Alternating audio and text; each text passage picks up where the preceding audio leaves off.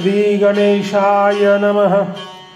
नये नेत्राज्जळ नाही अंतरी कळवळ, तो हे चावटीचे बोल जनरंजवणे फोल।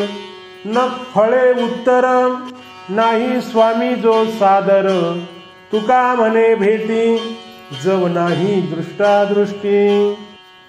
वरवर भक्तीचे सोंग करणाऱ्या ढोंगी माणसाचे वर्णन करताना तुकाराम महाराज म्हणतात, ज्याच्या डोळ्यांना भावभक्तीने पाणी येत नाही आणि जोपर्यंत अंतरंगात हरीविषयी कळवळा नाही तोपर्यंत भक्तीविषयी ज्या गप्पा मारल्या जातात त्या सर्व पोकळ आहेत, त्यांनी करमणूक मात्र होते।